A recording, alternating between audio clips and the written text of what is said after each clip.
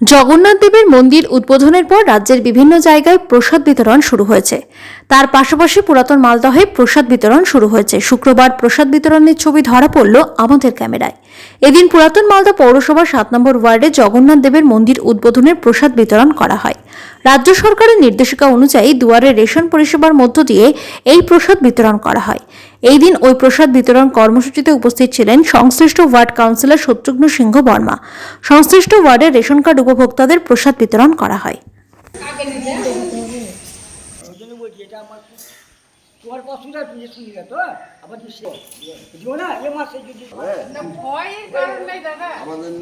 পশ্চিমবঙ্গ সরকার বা মমতা বন্দ্যোপাধ্যায়ের উদ্যোগে দীঘাতে যে জগন্নাথ মন্দির তৈরি হয়েছে সেই উপলক্ষে সমস্ত নাগরিকের কাছে আমরা প্রসাদ বিতরণ একটা উদ্যোগ নেওয়া হয়েছে, তারই প্রক্রিয়া আজকে এখানে চলছে। এটা দুয়ারে রেশনের প্রক্রিয়ার মাধ্যমে দেওয়া হচ্ছে, আর আমরা সবার কাছে পৌঁছানোর চেষ্টা করছি। আর যেরকম রেশন প্রক্রিয়া হয় সেরকমভাবে চলছে, আর সেই হিসাবে আমরা এটা বিতরণ করছি।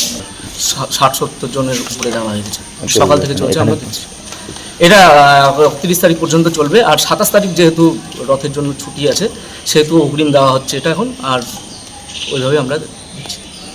এখানে জগন্নাথ দেবের মন্দিরের দীঘাতে উদ্ঘাটন হয়েছে, সেই জন্য আমরা ওই প্রসাদ আজকে এখানে বিতরণ করা হচ্ছে। এখানে আমাদের রামচন্দ্রপুরে সবকে প্রসাদ রেশনের মাধ্যমে দেওয়া হচ্ছে।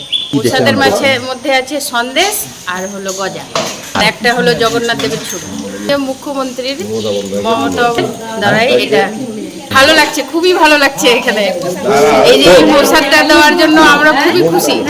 ছবিটা দেখে খুবই ভালো লাগলো। আমাদের এখন একটা ঘোরার একটা সুযোগ হয়ে গেল। মুখ্যমন্ত্রীকে আমরা ধন্যবাদ জানাবো।